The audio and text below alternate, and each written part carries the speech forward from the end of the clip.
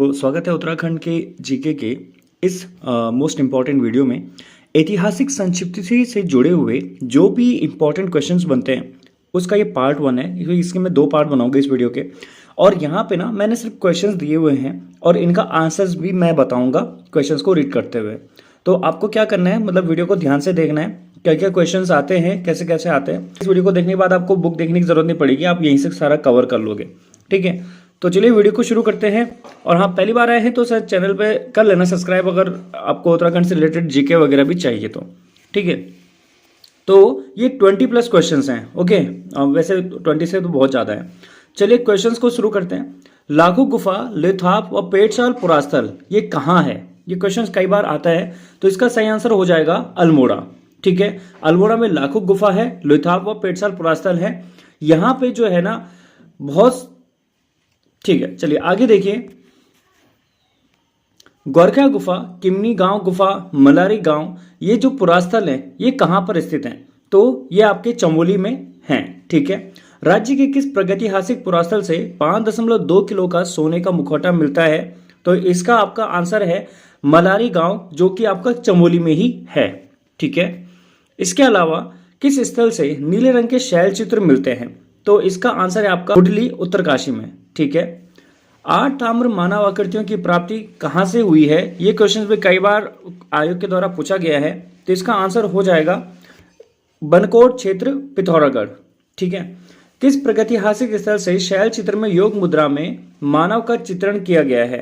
तो इसका आंसर हो जाएगा फलसीमा, जो कि आपके अल्मोड़ा के अंतर्गत है। ठीक है, अगला क्वेश्चन है, 14 नर्तकों का सुंदर चित्रण किस शैल चित्र में किया गया है? तो 14 नर्तकों का जो सुंदर चित्रण है ना, ये जो शैल चित्र मिला, ये मिला था आपका कसार देवी अल्मोड़ा से। ठीक, उत्तराखंड के आदि इतिहास के प्रमुख स्रोत क्या हैं? तो देखिए, जहां से हमें उत्तराखंड के आदि इतिहास के बारे में जानकारी मिलती है वो है पौराणिक ग्रंथ। ठीक, उत्तराखंड का प्रथम उल्लेख किस धार्मिक ग्रंथ में मिलता है? तो इसका आंसर हो जाएगा आपका ऋग्वेद में। ठीक है, ऋग्वेद में उत्तराखंड क्षेत्र के लिए क्या कहा गया है? ये भी सवाल कई बार आयोग द्वारा पूछा गया है, तो इसका आंसर हो जाएगा आपका देवभूमि और मनुष्यों की पूर्ण भूमि। ठीक है, किस ग्रंथ में उत्तराखंड क्षेत्र के लिए उत्तर कुरु शब्द प्रयुक्त किया गया है? तो इसका आंसर हो जाएगा आपका ऐतरेय ब्राह्मण में। ठीक है, अगला सवाल देखिए, स्कंद पुराण में उत्तराखंड क्षेत्र की सर्वाधिक चर्चा है, इसमें इस क्षेत्र को क्या नाम दिया गया है? तो स्कंद पुराण में उत्तराखंड को मानस खंड और केदार खंड कह के संबोधित किया गया है, यानी कि ये इसको नाम दिए गए हैं। यहाँ पे हरिद्वार से हिमालय तक का जो विस्तृत क्षेत्र है उसको स्कंद पुराण में क्या कहा गया है? तो इसका आंसर हो जाएगा आपका केदार खंड। ठीक है, ये गढ़वाल क्षेत्र को केदार खंड में मतलब बताया गया है। स्कंद पुराण में नंदा देवी पर्वत से कालगिरी तक का जो क्षेत्र था उसको मानस खंड कहा गया है, और मानस खंड यानी कि कुमाऊं गढ़वाल। ठीक है, मानस खंड और केदार खंड के दोनों संयुक्त क्षेत्रों को पुराणों में क्या कहा गया है? तो पुराणों में इनको जो है उत्तरखंड, ब्रह्मपुर और खसदेश कहा गया है। ठीक है ना, तो इसीलिए उत्तराखंड भी उत्तराखंड को कहा जाता है, क्योंकि उत्तराखंड इसका नाम मिलता है देखने को। ठीक, भाषा के बहुत साहित्यों में उत्तराखंड क्षेत्र के लिए जो प्रयुक्त शब्द है वो क्या है? ठीक है ना, तो इसके लिए प्रयुक्त शब्द है हिमवंत। ठीक, गढ़वाल क्षेत्र को पहले क्या कहा जाता था? ये भी कई बार सवाल आते हैं, बच्चे कंफ्यूज हो जाते हैं। तो गढ़वाल क्षेत्र को बद्रिक आश्रम क्षेत्र भी कहा जाता था, तपोभूमि भी कहा जाता था, और केदार खंड भी कहा जाता था। ठीक है, अगला सवाल देखिए, मनुष्यों का जो आदि पूर्वज मनु है उसका निवास स्थान व धनाधिपति कुबेर की राजधानी कहाँ थी?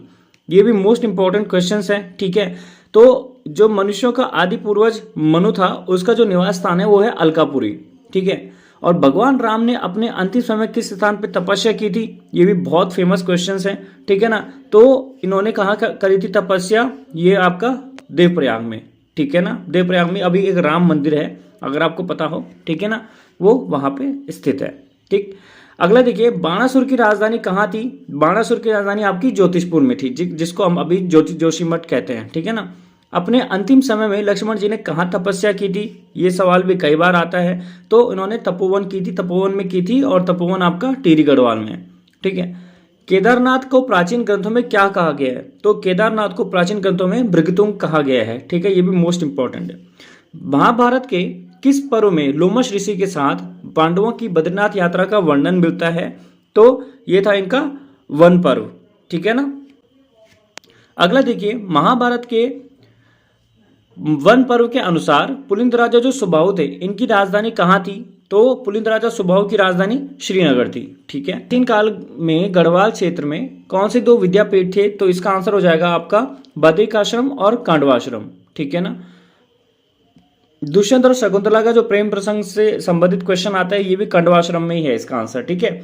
जिसके नाम पर अपने देश भारत का नाम पढ़ो, सम्राट भरत का जन्म कहाँ हुआ था? तो इसका भी जन्म जो है आपका कांडवाश्रम में ही हुआ था। ठीक है। कालिदास ने अपने महाकाव्य अभिज्ञान शाकुंतलम की रचना कहाँ की थी? तो अगर ये भी आता है तो इसका आंसर भी आपका हो जाएगा कांडवाश्रम।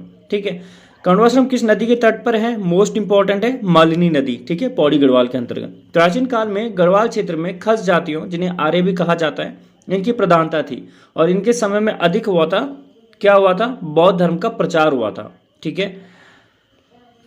गढ़वाल क्षेत्र का कौन सा नगर है जिसको गढ़वाल का प्रवेश द्वार कहा जाता है? बहुत आसान सवाल है ये तो। ठीक है ना, कोटद्वार। कुमाऊं का पौराणिक नाम क्या है? तो कुमाऊं का पौराणिक नाम है आपका मानसखंड। ठीक है। पौराणिक काल के बाद के ग्रंथों में कुमाऊं क्षेत्र के लिए प्रयुक्त नाम क्या था? तो कुर्मांचल। ठीक है। कुमाऊं का सर्वाधिक उल्लेख किस पुराण में मिलता है? तो आपका स्कंद पुराण। ठीक है। किस पुराण में कुमाऊं क्षेत्र में किरात, किन्नर, यक्ष, गंधर्व, विद्याधर, नाग आदि जातियों के निवास का उल्लेख मिलता है? तो इसका हो जाएगा आपका आंसर ब्रह्म पुराण और वायु पुराण में। ठीक है। सेम क्वेश्चन है पर थोड़ा डिफरेंट है। देखो यहाँ पे ग्रंथ की बात हो रही है। ठीक है। किस ग्रंथ में शेतु, किन्नार, किन्नर, यक्ष, तंग, कुलिंद, तंगव, कुलिंद, खस आदि जातियों के निवास का उल्लेख मिलता है? इसका आंसर हो जाएगा महाभारत। ठीक है। तो इस वीडियो में इतना ही, और नेक्स्ट वीडियो में हम इसके आगे के टॉप 20 क्वेश्चंस को देखेंगे। पहली बार आया तो कर लो सब्सक्राइब। बाकी एंशिएंट इंडियन हिस्ट्री को कंप्लीट कर दिया हमने और मिडिवल हिस्ट्री को अभी हम कंटिन्यू करेंगे 14 तारीख से, और अभी 18 तारीख तक मैं वीडियोस अपलोड नहीं कर पाया डेली, क्योंकि थोड़ा इश्यूज हो गए थे, मैं कहीं फंक्शंस में बिजी हो गया था। आगे आपको सारी वीडियोस ऑन टाइम मिलती रहेंगी। चलिए मिलते हैं।